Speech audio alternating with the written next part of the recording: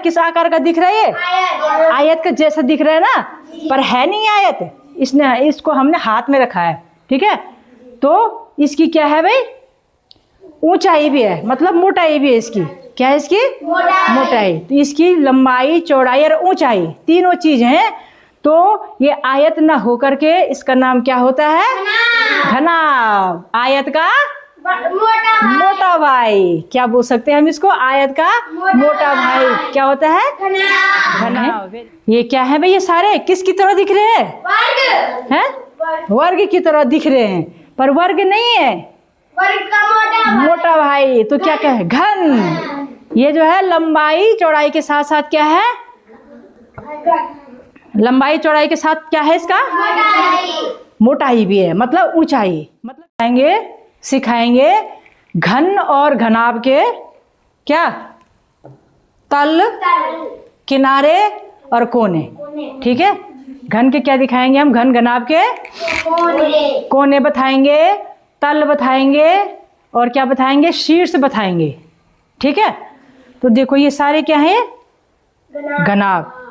घन और घनाभ में बाकी तो सब वही होते हैं, कोने भी, शीर्ष भी, ठीक है, तल भी एक जैसे होते हैं। सिर्फ अंतर क्या होता है इसमें?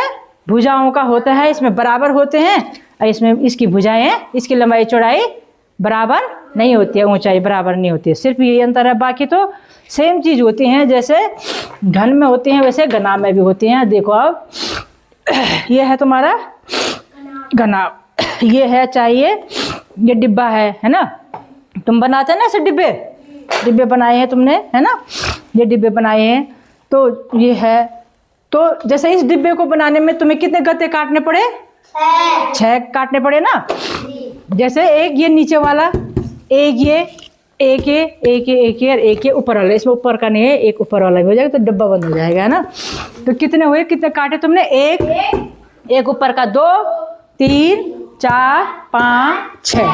तो इनको तल या फलक बोलते हैं। क्या बोलते हैं इनको? तल या फलक, ठीक है, तल या फलक बोलते हैं। दूसरा होता है इसके, क्या होते हैं इसके? कोने। क्या होते हैं? कोने होते हैं। तो कोने क्या होते हैं? जहां पर 3 लाइन जुड़ेंगी। जहाँ पे क्या होंगे? 3 लाइन जुड़ी हुई, ऐसे, एक यहाँ से, एक यहाँ से, एक यहाँ से, ये कोने हैं, ठीक है। देखो तो इसमें कितने कोने हुए? ये एक ये हो गया ना, यहाँ पे जुड़ रखा है 3 लाइनों से। 2 3 4 5 6 7 8। कितने कोने हुए भाई? 8 कोने हुए। अब किनारे देखेंगे हम इसके, क्या है? कितने किनारों से बना है, कितनी लाइनों से ये डिब्बा बना है, ठीक है। तो देखो कितने हैं किनारे? कितने हो गए हमारे? 1 2 4। और ये कितनी है? 4, ठीक हो गया। अब ये भी तो है साइड में, अगर ये नहीं होंगे तो ये बिल्कुल पिचक जाएगा। यही तो ऊंचाई है, इसीलिए तो ये घन घनाभ है, ठीक है। इसीलिए तो 3D है ना। नहीं तो अगर ये वाली चीज नहीं तो ये 3D नहीं होता। तो 4 लाइन ऊपर होगी, 4 लाइन नीचे होगी, ठीक है। किनारे होगी इसकी भुजा। और अब 4 4 कितने हुए?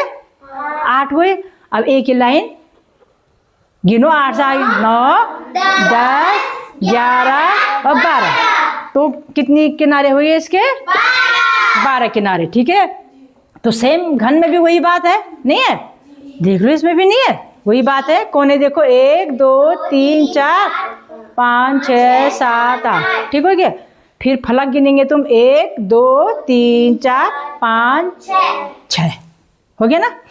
तो इसका उदाहरण हम जो है इस कमरे से भी ले सकते हैं, घन घनाभ का। जो ये कमरे, जिस कमरे में तुम बैठे हैं ना, इससे तुम अच्छे ढंग से समझ सकते हैं। ये भी कमरा भी घनाभाकार हो सकता है, ठीक है। तो जैसे ये कमरा है, देखो अब हम सबसे पहले जो है तल के बारे में चलेंगे। घनाभ के तल, घनाभ के तल या घन के तल, ठीक है। घन घनाभ के तल, शीर्ष, ठीक है। और किनारे क्या होते हैं? क्या होते हैं? सेम होते हैं। घन के भी सेम होते हैं और घनाभ के भी सेम। मतलब कोने भी बराबर होंगे, किनारे भी बराबर होंगे और तल भी बराबर है ना। हमने गिनाई ना, तुम्हें भी गिनाई है ना इसमें। फिर तुम भी घर में गिन लेना ऐसी चीज़ों को देख लेना। घन घनाभ जैसे तुम्हारे चारों तरफ मिलते हैं, डिब्बे मिलते हैं, तुम्हारे औजार डब्बा है ना, पेंसिल बॉक्स है, तुम्हारी किताब है ना, उसमें तुम घर में प्रैक्टिस करना। तो हम सिर्फ इस कमरे का उदाहरण दे के बता रहे हैं किस तरीके से तुम घन घनाभ के कोने और किनारे और तल गिन पाए। ठीक है, तो जैसे ये कमरा है, ठीक है, तो एक तल ये ऊपर वाला हो गया, एक तल ये हो गया 2, एक दीवार ये होगी 3, एक होगी 4, एक पीछे वाली दीवार 5 और ये 6। तो इस कमरे में कितनी दीवार है? 6। तो ये तल ही तो है, इन तलों से ही ये कमरा बना है, मतलब ये घनाभ बना है।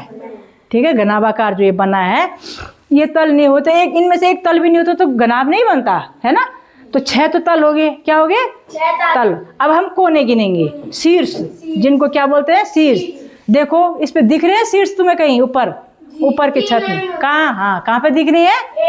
ये 3 लाइन जहाँ पे मिली हैं, 1 2 3 4। फिर नीचे वाले फर्श में देखो 5 6 7 8। कोने कितने हो गए? 8। इनको शीर्ष भी बोलते हैं। क्या बोलते हैं?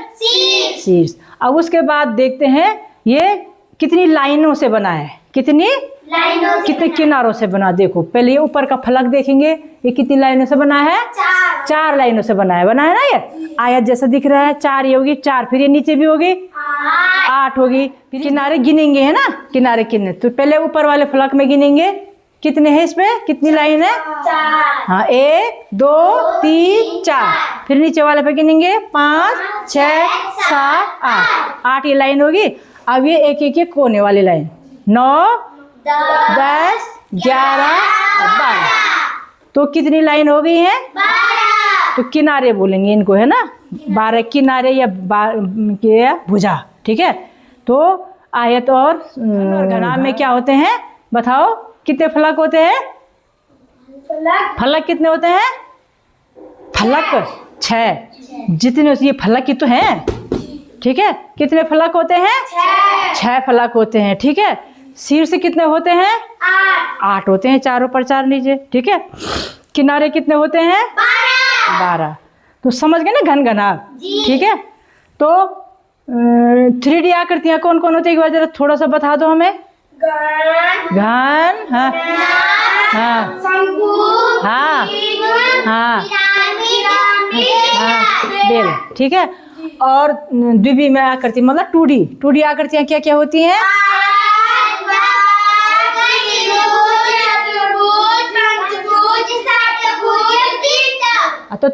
तो बताओ 2D और 3D में क्या अंतर है? 2D में क्या होता है? 2D में, हाँ 2D चित्रों में क्या होता है? उसको हम उठा नहीं सकते। होता क्या है? उनकी क्या चीज होती है? दो क्या होता है? लंबाई। Very good. और 3D में क्या होता है भाई? लंबाई और चौड़ाई और ऊंचाई। ऊंचाई होती है। तो ये होगी 2D और 3D में। ठीक है, तो जो हमें दिखता है सब 3D है ना। बिना मोटाई के कोई भी चीज नहीं होती जो हमें दिखती है ना। जो जिनकी मोटाई नहीं होती वो ज्यादातर जो है दीवारों में बने होंगे, ठीक है, कॉपी किताबों में बने होंगे, वही 2D होती है ना, जिनकी खाली लंबाई चौड़ाई से हम पता कर लेते हैं। ठीक है, जैसे हम हैं 3D हैं, अगर हमारी फोटो किताब में बन गई हम तो 2D बन गए, उसमें तो हमारी मोटाई नहीं है ना। तो अब हम कल सीखेंगे क्या? बेलन सीखेंगे, शंकु, पिरामिड, बहुत सारी चीज़ें हैं, उसको हम कल सीखेंगे। आज की क्लास यहीं।